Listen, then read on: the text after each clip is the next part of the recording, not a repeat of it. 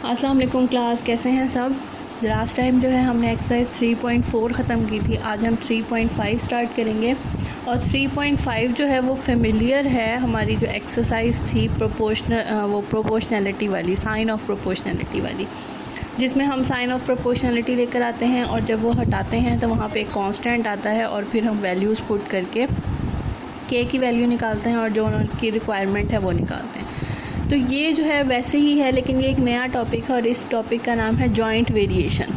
इसका मतलब ये है कि आपके पास एक क्वेश्चन के अंदर डायरेक्टली का भी इस्तेमाल होगा, इन्वर्सली का भी इस्तेमाल होगा और आपने उन दोनों को मिला के एक जॉइंट बना के फिर उसे सॉल्व करना है। जैसे कि आपको क्वेश्चन नंबर 1 नज़र आ रहा है, if S varies directly as U square. तो हम सबसे पहले कंडीशन के मुताबिक लिखेंगे एस डायरेक्टली है यू स्क्वायर के, ठीक है। ये आपको पता है, आपको पहले भी सिखाया था। तो हमने यहाँ तक कर लिया, एस डायरेक्टली है यू स्क्वायर के एंड इन्वर्सली है वी के। मतलब एस जो है वो दोनों के साथ है, डायरेक्टली के साथ भी है और इन्वर्सली के साथ भी है। तो हम लिखेंगे एस जो है वो इन्वर्सली है वी के। और आपको पता है जो चीज़ इन्वर्स में आती है, जैसे कि वो कहते हैं वी के इन्वर्स है, तो वो 1/, की फॉर्म में लिखी जाती है। आई नो कि आप जानते हैं ये बात। चलें जी, अभी हमारे पास डायरेक्टली और इन्वर्सली वाली चीज़ हमने बना ली है। बनाने के बाद अब आपने इसका जॉइंट बनाना है। जॉइंट बनाने का तरीका ये होता है कि आपने दोनों चीज़ों को जो है ना ब्रैकेट के अंदर लिख देना है, मतलब मल्टीप्लाई करके लिख देना है। ऐसे एक दफ़ा आएगा और ये जो दोनों चीज़ें हैं ये दोनों आपने इस तरह ब्रैकेट में लिख देनी है।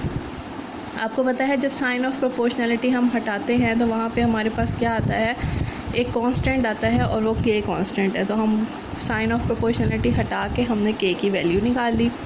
अब इसके अंदर वैल्यू पुट करते हैं। वो कहते हैं एस जो है वो आपके पास 7 है, के हमें नहीं पता, यू जो है वो आपके पास 3 है, वी जो है वो आपके पास 2 है, ठीक है जी। अब इसे हम सॉल्व कर लेते हैं। के एज इट इज़ 3 3 are 9, 1/2, 2 यहाँ डिवाइड हो रहा है, उधर जाके मल्टीप्लाई हो जाएगा। 7 2 are 14 और 9 जो है वो मल्टीप्लाई हो रहा है तो उधर जाके डिवाइड। तो ये हमारे पास निकल आएगी के की वैल्यू, ठीक है जी।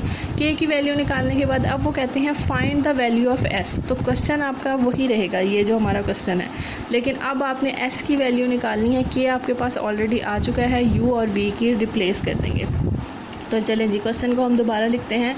क्वेश्चन है हमारा एस इज़ इक्वल टू के यू स्क्वायर 1/v। अच्छा, इसमें वैल्यू पुट करने से पहले मैं आपको एक और बात बताना चाहती हूँ। जो आपके एंड में आंसर्स दिए मैंने, वो 2 तरह के आंसर दिए मैं। एक जो है आपको के की वैल्यू पुट करके दिखाया गया है और उसके बाद फर्दर सॉल्व किया है। तो यहाँ तक जो है हम पहले के की वैल्यू पुट करके दिखा देंगे।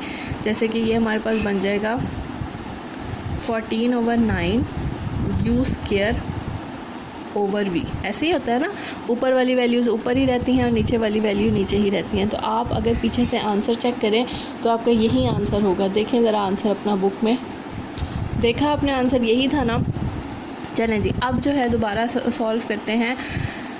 ये करने के बाद जो है अब आपने जो है यू की वैल्यू पुट करनी है, बल्कि आप पहले इसे हाईलाइट भी कर दें ताकि आपको याद रहे कि ये हमारे पास पीछे एक आंसर भी है। अब वो कहते हैं कि आपने find the value of S, आपने एस की एक वैल्यू निकालनी है। यू की वैल्यू आपके पास 6 है और वी की वैल्यू आपके पास 10 है। तो हम इसी में पुट कर देते हैं। एस की वैल्यू हमने निकालनी है, के ऑलरेडी हमने पुट कर चुके हैं। यू की वैल्यू आपके पास है 6 का स्क्वायर और वी की वैल्यू है आपके पास 10। ये हमने पुट कर दी। अब आप कैलकुलेटर पे सारा का सारा बेशक ऐसे ही लिख दें और आंसर निकाल लें। देखें जी, आपके पास अब जो बहुत ही एडवांस कैलकुलेटर्स हैं, सारा का सारा हम ऐसे ही लिख सकते हैं।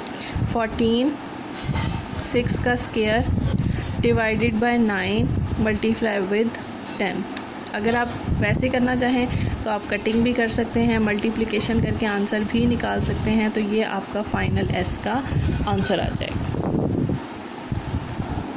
ओके जी, नेक्स्ट है जी हमारे पास क्वेश्चन नंबर 2। क्वेश्चन नंबर 2 में आप ये देखें कि उन्होंने ऑलरेडी कहा हुआ है, अलग अलग बात नहीं की, ना आपको डायरेक्टली का कहा है ना इन्वर्सली का कहा है, डायरेक्ट उन्होंने जॉइंट बना के दे दिया है। तो जॉइंट बनाने का तरीका हमारे पास ये होता है कि उन्होंने कहा है डब्ल्यू जो है वो जॉइंटली है एक्स के, वाई स्क्वायर के और जेड के। तो आप इस तरह लिखेंगे एक्स वाई स्क्वायर और z, मतलब जितनी भी वैल्यूज़ हैं आपने उन्हें ब्रैकेट के अंदर लिखते जाना है, जैसे हमने यहाँ पे जॉइंट बनाते हुए किया था। ठीक है, करने के बाद अब हम इस प्रोपोर्शनैलिटी को हटा देते हैं। जब ये हटेगा तो यहाँ पे क्या आ जाएगा, k की वैल्यू आ जाएगी। अब हम इसमें वैल्यूज़ पुट कर देते हैं। उन्होंने कहा है w जो है वो हमारे पास 5 है, k हमें नहीं पता क्योंकि k हमने निकालना है, x की वैल्यू वो कहते हैं 2 है, y की वैल्यू उन्होंने कहा है 3 स्क्वायर और z की वैल्यू है जी आपके पास 10। तो अगर आप कैलकुलेटर पे ये सब कुछ मल्टीप्लाई करें तो आपके पास आंसर आ जाएगा। आंसर आ गया हमारे पास 180। अब 180 जो है वो मल्टीप्लाई हो रहा है, दूसरी तरफ जाके क्या हो जाएगा, डिवाइड हो जाएगा। और अगर आप यहाँ पे कटिंग करना चाहें तो 5 1 ज़ा 5, 5 3 ज़ा 15, 5 6 ज़ा 30। k की वैल्यू आ जाएगी आपके पास 1/36। आगे करते हैं। नेक्स्ट हमारे पास क्या होता है, ये हमने लास्ट टाइम k की वैल्यू निकाली थी। k की वैल्यू निकालने के बाद अब आपने ये करना होता है कि जो आपका क्वेश्चन है ऑलरेडी आपने उसके अंदर ये वैल्यू पुट कर देनी होती है। तो अब हम इस क्वेश्चन के अंदर वैल्यू पुट कर देंगे। w is equal to 1/36 x y square और z, ये हमारी वैल्यू पुट हो गई है। अब हम क्वेश्चन की तरफ दोबारा चलते हैं। अब क्वेश्चन में उन्होंने क्या निकालने को कहा है, क्वेश्चन में उन्होंने कहा है कि w की वैल्यू आपने फाइंड करनी है। x की जगह अब आप 4 पुट करें, y की जगह 7 और z की जगह 3। तो चलें जी वैल्यू पुट करते हैं। w हमने निकालना है, 1/36 हमारे पास ऑलरेडी है, x की जगह आपके पास है 4, y स्क्वायर की जगह आपके पास है 7 और z की जगह है आपके पास 3। ठीक है जी, ये सारी वैल्यूज़ हमने यहाँ पे पुट कर दी हैं। पुट करने के बाद जो है आप इसे कैलकुलेटर पे सॉल्व कर सकते हैं। सबसे पहले हम क्या करेंगे जी, 1/36 लिखते हैं, आप बेशक एज इट इज़ ही लिखते हैं, कोई मसला नहीं है। 4 7 का स्क्वायर एंड 3, तो आपके पास ये आंसर आ जाएगा 49/। दैट्स इट, इजी से क्वेश्चन है ना। अब जो है मैं आपको बुक के ऊपर ही बताती जा रही हूँ क्योंकि सारे एक जैसे क्वेश्चन हैं। तो ये 3 और 4 आप 5 भी आप खुद करेंगे, 6 मैं करूँगी। तो आपको मैं स्टेटमेंट बना के दे देती हूँ कि ये किस तरह है, आपने सॉल्व खुद करना है। तो उन्होंने कहा है y जो है वो डायरेक्टली है x³ के। ठीक है जी, तो अब हम लिख लेते हैं यहाँ पे क्वेश्चन नंबर 3 का सॉल्यूशन, y जो है वो डायरेक्टली है x³ के। ठीक है जी, नेक्स्ट वो कहते हैं y जो है वो इन्वर्सली है z² के भी और t के भी। तो इसे लिखने का तरीका ये होगा 1/z² एंड t। ठीक है, जो दो वैल्यूज़ आपको एक साथ दी हुई हैं वो आपने साथ ही लिखनी है और इन्वर्सली की वजह से आपने उसे 1/, की फॉर्म में लिख देना है। अब जब आप इसे जॉइंट बनाएंगे तो जॉइंट बनेगा x³ 1/z² t। अब सिंपल जो है आप इसे k की फॉर्म में चेंज करें, इसके अंदर वैल्यूज़ पुट करें और आपके पास आंसर आ जाएगा। क्वेश्चन नंबर 4, क्वेश्चन मार्क आपने खुद करना है। चलें जी, नेक्स्ट है जी क्वेश्चन नंबर 4। वो कहते हैं u जो है डायरेक्टली है x² के। तो हम बना लेते हैं, u जो है डायरेक्टली है x² के। ठीक है, अगेन उन्होंने कहा u जो है इन्वर्सली है प्रोडक्ट ऑफ y और z³ के, मतलब ये ऑलरेडी प्रोडक्ट बना के दिया हुआ है। वो कहते हैं इसका इन्वर्सली है। तो इन्वर्सली लिखने का तरीका आपको पता है, 1/, की फॉर्म में हम लिखेंगे और उन्होंने प्रोडक्ट दिया है y z³। ठीक, सिंपल। अब आप इसका जॉइंट बना दें, x² ब्रैकेट में y z³ ब्रैकेट में। आप इसे k की फॉर्म में चेंज करें, इसमें वैल्यूज़ डालें और आंसर आ जाएगा। ठीक है जी, नेक्स्ट है जी हमारे पास क्वेश्चन नंबर 5।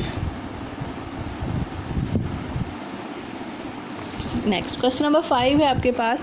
वो कहते हैं v जो है वो डायरेक्टली है प्रोडक्ट xy³ के।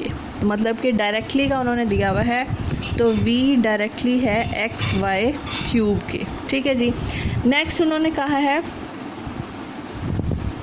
इन्वर्सली है z² के। तो चलें जी, ये हो गया हमारे इन्वर्सली z²।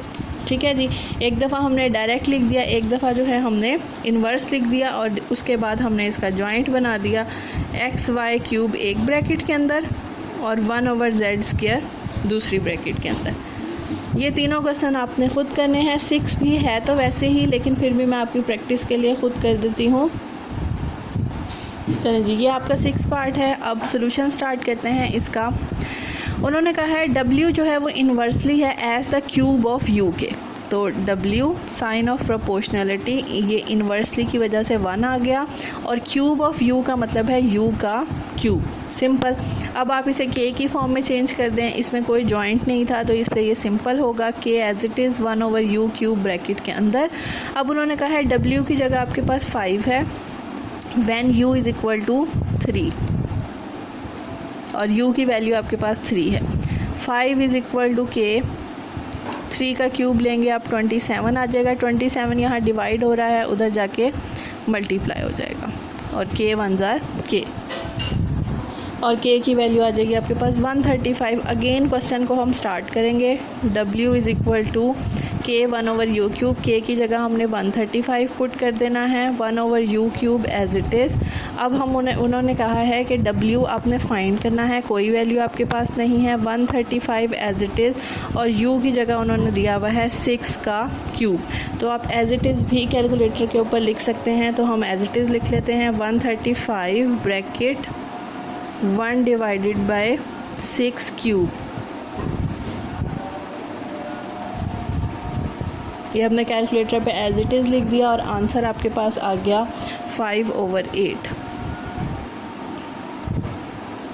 ठीक है, तो बहुत ही आसान सी एक्सरसाइज है, लेकिन इसमें से क्वेश्चन आते हैं तो आपने इनकी बहुत अच्छे से प्रैक्टिस करनी है। जो आपके मिसिंग क्वेश्चन है जो मैंने आपको बना के दिए हैं, उसे आपने कंप्लीट करना है।